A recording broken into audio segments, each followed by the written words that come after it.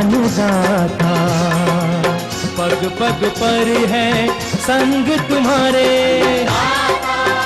अन्नदाता। लहू किसानों का बन के पसीना सींचता है धरती का सीना।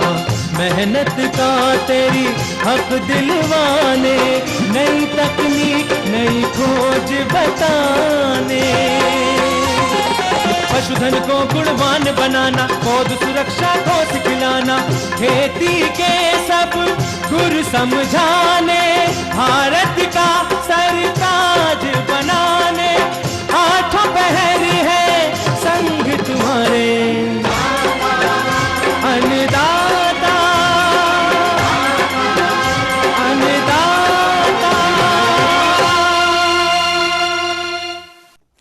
नमस्कार, मैं चित्रा आप सभी दर्शकों का अन्नदाता कार्यक्रम में स्वागत करती हूं। हर रोज की तरह कार्यक्रम में लेकर आई हूं खेतीबाड़ी से जुड़ी हुई बहुत सी लाभकारी जानकारियां। तो चलिए सबसे पहले देखते हैं क्या है विशेष आज के कार्यक्रम में। रबी फसलों में लगने वाले कजरा कीट की पहचान और रोकथाम के उपाय,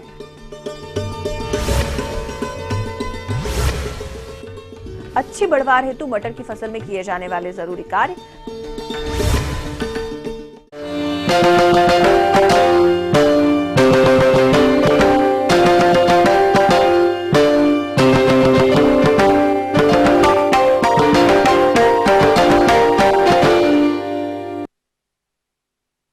किसान भाइयों, हमारे राज्य के कोशी क्षेत्र सहित बिहार के कई क्षेत्रों में कजरा पिल्लू कीट का प्रकोप सबसे ज्यादा है। ये कीट मुख्य तौर पर आलू, मक्का और चना आदि फसलों को पौधों की जड़ से काटकर भारी नुकसान पहुंचाता है और समय रहते इस कीट का नियंत्रण नहीं किया गया तो देखते ही देखते ये पूरी फसल को बर्बाद कर देता है। इसलिए जरूरी है कि इस कीट की पहचान कर आप इसकी रोकथाम के उपायों को अपनाएं। तो क्या है इसके उपाय, जानकारी दे रहे हैं कृषि विभाग जिला पटना के सहायक कृषि निदेशक डॉक्टर प्रमोद कुमार।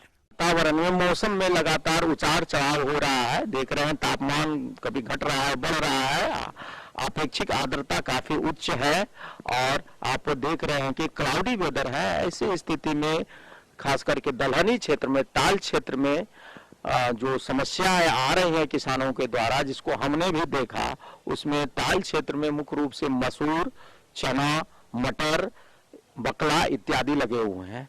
इसमें अभी जो एक मुख्य रूप से कीट है जिसको कजरा कीट कहते हैं, जिसको आप कटवर्म भी कहते हैं, इसकी समस्या आ रही है। किसान भाइयों, बात करते हैं कजरा पिल्लू कीट के बारे में। कभी कभी इस कीट की पहचान न होने के कारण किसान भाई इसकी रोकथाम नहीं कर पाते।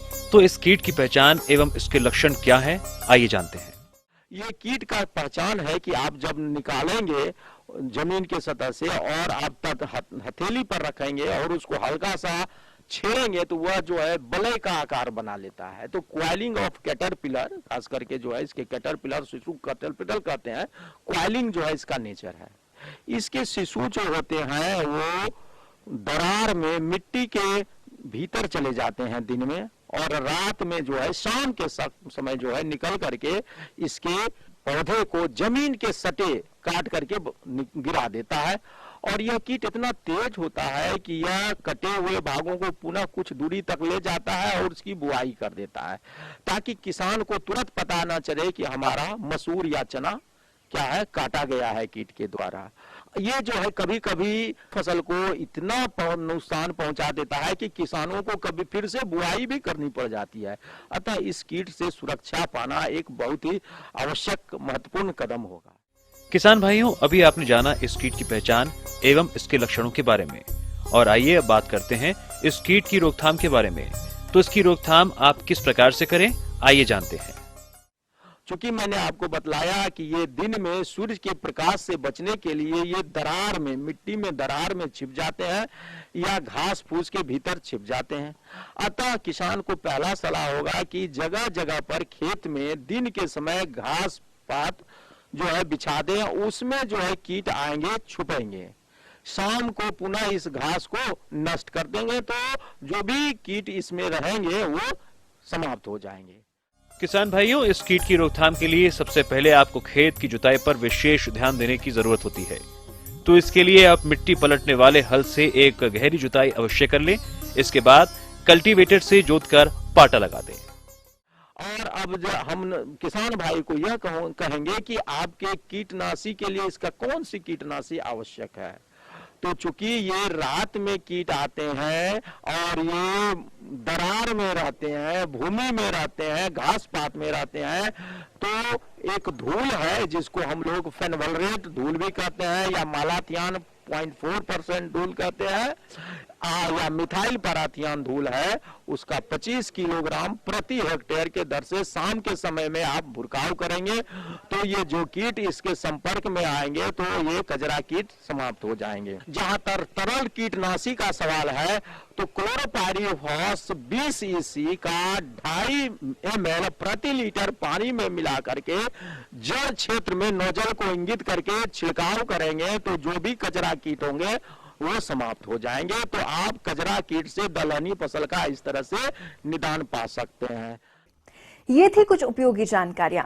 अब लेते हैं एक छोटा सा ब्रेक, जल्द लौटेंगे। कार्यक्रम में आगे हैं और भी महत्वपूर्ण जानकारियां, आप बने रहिए हमारे साथ।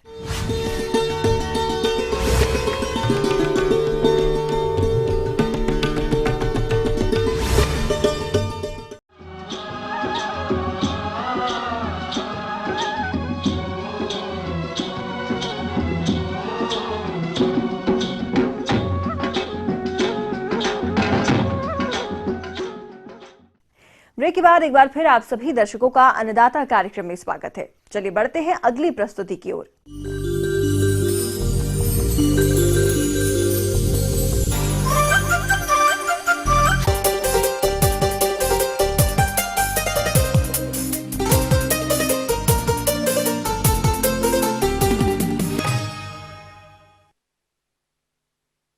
हमारे राज्य बिहार और झारखंड में मटर की खेती दाने और हरी फली के लिए बड़े पैमाने पर की जाती है और इस समय ये फसल बढ़वार से लेकर फली बनने तक की अवस्थाओं में खेतों में है।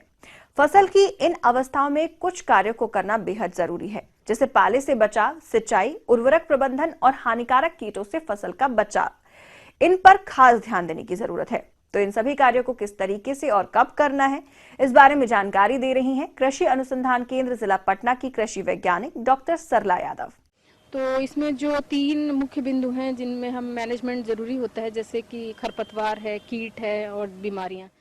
किसान भाइयों, मटर एक दलहनी की प्रमुख फसल है और इस समय इस फसल में कुछ कार्यों को करना जरूरी होता है, जैसे कि सिंचाई प्रबंधन। वैसे तो मटर की फसल में एक सिंचाई फूल बनते समय तथा फलियों में दाना पड़ने की अवस्था में सिंचाई करना आवश्यक है।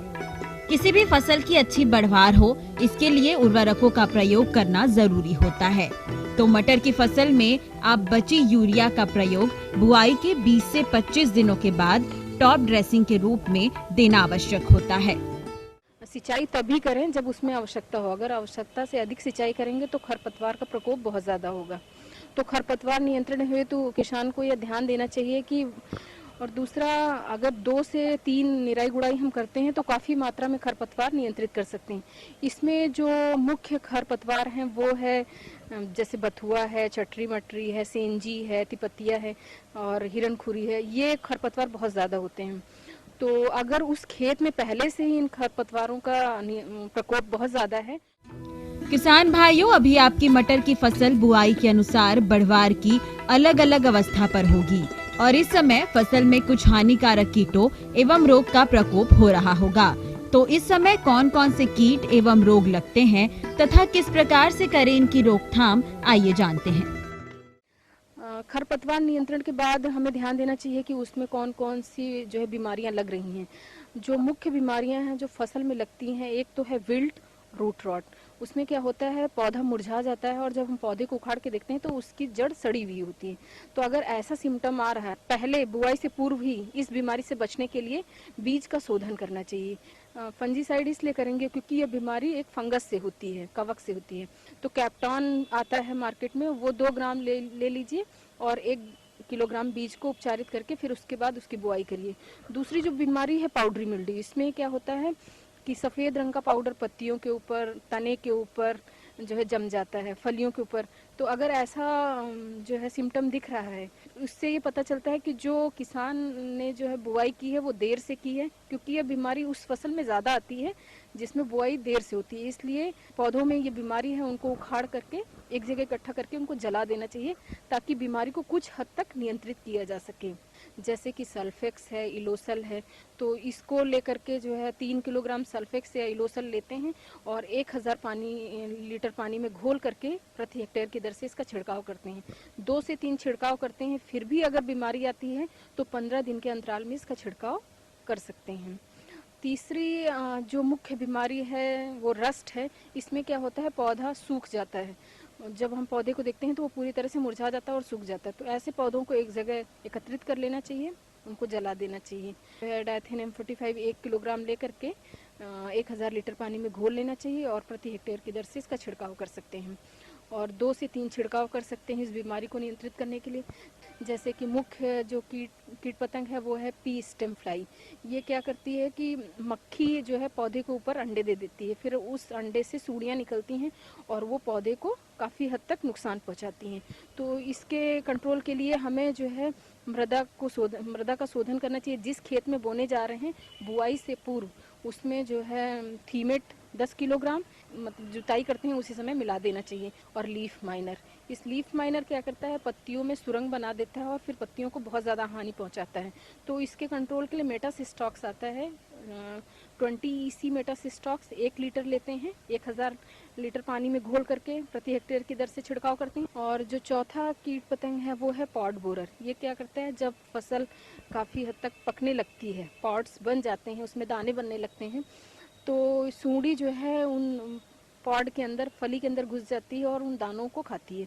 तो इसके कंट्रोल के लिए हमें endosulfan 1 litre 20 EC endosulfan 1000 litre पानी में घोल करके इसका छिड़काव करें तो काफ़ी हद तक जो है इस पे पॉड बोरर पे नियंत्रण पाया जा सकता है। लेकिन यह ध्यान रखें कि जब हमने छिड़काव किया हो उसके 15 दिन के बाद ही हमें फलियों को तोड़ना चाहिए, ताकि उसमें जो विषाक्त है वो उसकी जो मात्रा है वो कम हो जाए। उसके बाद अगर हम ये सारी चीज़ें अच्छे से कर लेते हैं तो काफ़ी हद तक हमें अच्छी उपज मिल जाएगी। आगे और भी है बहुत सी रोचक जानकारियां, पर यहाँ पर रुकेंगे एक छोटे से ब्रेक के लिए। जल्द हाजिर होते हैं, आप बने रहिए हमारे साथ।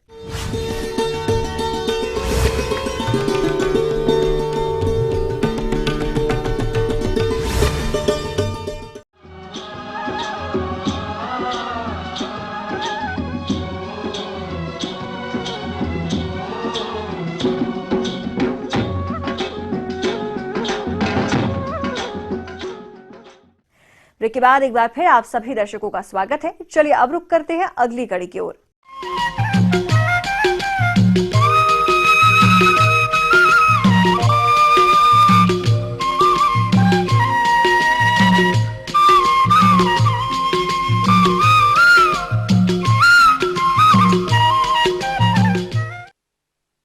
हमारे राज्य के जो किसान भाई अगेती आलू की खेती कर रहे हैं उनकी फसल खुदाई के लिए तैयार हो गई है, लेकिन अक्सर ये देखा जाता है कि आलू की खुदाई के वक्त मजदूर समय पर नहीं मिलते, और जो मिलते भी हैं तो वो इसकी खुदाई में समय और लागत खर्च ज्यादा आता है। ऐसे में यदि किसान भाई ट्रैक्टर चलित आलू खुदाई यंत्र का इस्तेमाल करते हैं तो इन सब समस्याओं से निजात पा सकते हैं। तो ट्रैक्टर चलित आलू खुदाई यंत्र कैसे काम करता है और इसकी कीमत कितनी है, इस बारे में जानकारी दे रहे हैं कृषि वैज्ञानिक डॉक्टर धर्मेंद्र सिंह। आलू देखिए हमारे सब्जियों का राजा कहते हैं, और इसकी जो खुदाई इस समय चल रही है तो आलू की खुदाई हम श्रमिकों द्वारा और जो हमारी खुदाई की मशीन है जिसको पोटैटो डिगर कहते हैं उसके द्वारा करने में हमें क्या क्या लाभ हैं। देखिए सबसे पहले तो ये कि हम दोनों में क्या अंतर है। जहाँ हम श्रमिकों द्वारा खुदाई करते हैं वहाँ पर जो है हमें काफ़ी नुकसान होता है आर्थिक रूप से, क्योंकि जब 1 बीघे में हमारा जो है कम 20 श्रमिक लगते हैं, यानी कि 6000, तो यानी कि 30,000 रुपये प्रति हेक्टेयर का खर्चा हमारा जो आलू की खुदाई में आ रहा है। लेकिन वहीं जो है अगर हम पोटैटो डिगर से खुदाई करते हैं वहाँ पर जो हमारा खर्चा जो आता है, हम खुदाई प्लस बुनाई दोनों में करने में हमारा 2000 रुपये प्रति बीघे यानी कि 10,000 रुपये प्रति हेक्टेयर खर्चा आता है, तो यानी कि हमारा जो है 20,000 रुपये प्रति हेक्टेयर की जो बचत हो रही है केवल मशीन के द्वारा बचत हो रही है। तो हम मशीन का उपयोग अधिक से अधिक करें। दूसरा, मशीन से क्या फ़ायदा है? मशीन से ये फ़ायदा है कि अगर मार्केट अच्छा आपको मिल रहा है तो तुरंत आप ज़्यादा से ज़्यादा एरिया की खुदाई कर सकते हैं। यानी 1 घंटे में हम 1 बीघे खेत की खुदाई मशीन से कर सकते हैं, जबकि श्रमिकों द्वारा हम पूरा दिन लगाएंगे तो हमारा जो है 20 श्रमिक एक दिन में खुदाई कर पाएंगे। तो यानी कि हमें जो समय की बचत हो रही है, क्योंकि समय की बचत इसलिए ज़रूरी है कि कभी कभी आलू के जो रेट हैं आपके अच्छे मिलने की संभावना है, लेकिन आलू आपके पास तैयार नहीं, तो वहाँ पर किसान भाइयों को घाटा होता है। तो जहाँ हम मशीन का उपयोग करेंगे वहाँ पर हम जितना चाहें आलू बाज़ार में भेज सकते हैं और समय पे हम जो है उससे जो है अच्छा जो मूल्य है उसका ले सकते हैं। दूसरा ये कि हम जब श्रमिकों द्वारा खुदाई करते हैं तो उसमें जो सबसे बड़ा नुकसान होता है कि आलू कट जाता है, क्योंकि हम जब उसको हल से या जो आपका खुरपी से या फावड़े से हम खुदाई करते हैं तो वहाँ पर आलू हमारा जो अच्छा आलू होता है उसी में जो है टच लग जाता है, जिससे कि उसका बाज़ार का जो मूल्य है वो नहीं मिल पाता। और वहीं हम जो पोटैटो डिगर से खुदाई करते हैं तो वहाँ कोई भी आलू हमारा ख़राब नहीं होता है। दूसरा, जब उसमें आलू मशीन से खोदते हैं तो आलू एक दूसरे से टकरा के उससे जो भी उसमें मिट्टी वगैरह होती है वो भी झड़ जाती है, यानी कि आलू में मिट्टी जो है साथ में नहीं आती, तो उससे उसकी क्वालिटी भी अच्छी हो जाती है और आलू कटा हुआ नहीं होता, तो बाजार में उसका रेट भी हमारा जो हमारा श्रमिकों द्वारा खुदाई करते हैं उससे कहीं अधिक मिलता है। किसान भाइयों, अभी आपने जाना आलू खुदाई यंत्र की उपयोगिता और उससे आलू की खुदाई करने पर मिलने वाले लाभ के बारे में। अब आइए जानते हैं कि इस यंत्र की कीमत कितनी है तथा शासन द्वारा इस यंत्र को खरीदने पर कितना अनुदान मिलता है। दूसरा, इसको आप देखेंगे कि किसान भाइयों इस समय जो है जो शासकीय जो शासन है काफ़ी जो है इस पर अनुदान भी दे रहा है। तो इसकी जो कीमत है करीब 1 लाख 1 या 1.25 लाख रुपए की पड़ती है और वो उसकी क्षमता के आधार पर, ट्रैक्टर के साइज के आधार पर है। और जो किसान भाई इसको जो है एक सीजन में भी चलाएंगे तो इसको जो पोटैटो डिगर को किराए से भी चलाएंगे तो 1 साल में ही अपने घर का कर सकते हैं और उससे जो है हमारे जो किसान भाई हैं उनका श्रम भी बच सकता है और उससे जो समय भी बचेगा और उनको आर्थिक रूप से भी अधिक से अधिक लाभ होगा। तो इसलिए मेरा आपसे यही कहना है कि जो पोटैटो डिगर है उसका अधिक से अधिक इस्तेमाल करें, जिससे कि आलू की क्वालिटी को अच्छा रखा जा सके, क्योंकि इस समय हम खाने के लिए प्रयोग कर रहे हैं और फरवरी में जब हमारा आलू पक जाएगा तो उस समय हम बीज के लिए भी प्रयोग करेंगे। तो बीज की जब खुदाई करेंगे तो उस समय भी हमको ध्यान रखना है कि कटे हुए आलू का कोई मूल नहीं होता है, जल्दी आलू ख़राब हो जाता है। और जो हमारा पका हुआ अच्छा आलू होगा उसको अगर हम डिगर से खोदते हैं तो कहीं उसमें इंजरी नहीं होती है, और इंजरी नहीं होती है तो वो हमारा उसकी जो कीपिंग क्वालिटी है जो लंबे समय तक हम उसको रख सकते हैं और कोल्ड में भी वो ख़राब नहीं होता। तो बीज के रूप में भी उसको आसानी से हम जो है प्रयोग कर सकते हैं। तो किसान भाइयों, इस पोटैटो डिगर का आप अधिक से अधिक इस्तेमाल करें, जिससे कि आर्थिक आपकी जो क्षति होती है उससे आप बच सकें। तो इस यंत्र के बारे में और अधिक जानकारी के लिए आप केंद्रीय कृषि अभियांत्रिकी संस्थान नवी बाग, वेरसिया रोड, भोपाल में संपर्क कर सकते हैं।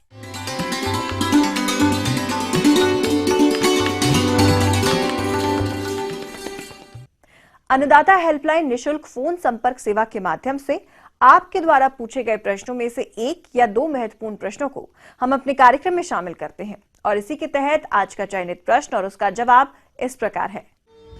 अन्नदाता कार्यक्रम में आज जो प्रश्न हमने शामिल किया है उसे पूछा है भागलपुर से दीनदयाल साहू ने। यह फूल गोभी की फसल में होने वाले कारिकी विकार की समस्या के कारण और इसकी रोकथाम के बारे में जानकारी चाहते हैं। तो दीनदयाल जी, आपकी जानकारी के लिए देखिए कार्यक्रम का यह अंश। देखिए, गोभी की खेती जहां हमारे किसान भाई करते हैं तो उसमें बोरोन की कमी दिखाई देती है। देखिए, बोरोन की कमी से हमारे किसान भाई ने देखा होगा कि उनका जो गोभी है उसका फूल क्या गठता नहीं है, है ना, बनता नहीं है। दूसरा, उन्होंने देखा होगा कि जिसको हम होलो स्टेम डिजीज कहते हैं, वो पूरा खालीपन और काला काला होकर के पूरा जो उसका जो तना का भाग है वो पूरा खालीपन हो जाता है। तो ये जो डिजीज है ये बेसिकली एक तत्व की कमी से होता है। किसान भाइयों, फूल गोभी में इस तरह की समस्या को देखते हुए जरूरी हो जाता है कि आप समय रहते इसका नियंत्रण करें, परंतु कैसे आप इस समस्या से निजात पाएं, आइए जानते हैं। कई क्षेत्र हमारे ऐसे हैं जो बोरोन डिफिशिएंट क्षेत्र है, जहाँ पे बोरोन की कमी जमीन के अंदर है। तो अगर हमारे किसान भाई ये फूलगोभी की खेती लगातार कर रहे हैं तो उनसे है कि जिस समय आप खेत की तैयारी करते हैं और खेत में आप सामान्य रूप से जो आप अपना खाद डालते हैं, नाइट्रोजन आप यूरिया डालते हैं, डीएपी डालते हैं, पोटाश डालते हैं, उसी समय आप अपने खेत में 10 से 15 किलो बोरेक्स को भी खेत में डालें और अमोनियम मॉलिब्लेट है ना, वो भी आप अमोनियम मॉलिब्लेट वो भी आप 1 kg पर हेक्टेयर के हिसाब से खेत में डालें। तो इससे जो आपका ये जो डिजीज दिखाई देता है वो आपको दिखाई नहीं देगा। अगर आप देख रहे हैं कि फूल फूटने के समय आप देख रहे हैं कि इस तरह का कोई लक्षण प्रत्यक्षित हो रहा है, आपको लक्षण दिखाई दे रहा है गोभी फूटने के समय, तो उस समय आप क्या कर सकते हैं, आजकल फोलियर स्प्रे भी आया हुआ है माइक्रो न्यूट्रिएंट का, ठीक है। तो माइक्रो न्यूट्रिएंट का जो फोलियर स्प्रे आया है उसमें जो बोरोन और मॉलिबेडम ये सब मिक्स रहता है, एक तो माइक्रो न्यूट्रिएंट उसको भी आप स्प्रे कर सकते हैं, या बोरोन का स्पेसिफिक भी जो आता है उसको भी आप स्प्रे कर सकते हैं।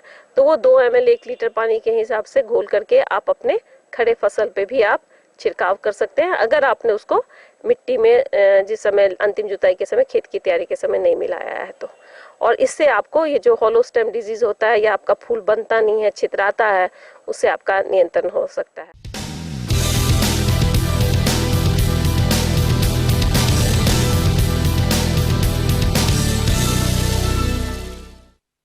राज्य की विभिन्न मंडियों में कृषि उत्पादों के चढ़ते उतरते बाजार भाव की संक्षिप्त जानकारी इस प्रकार है।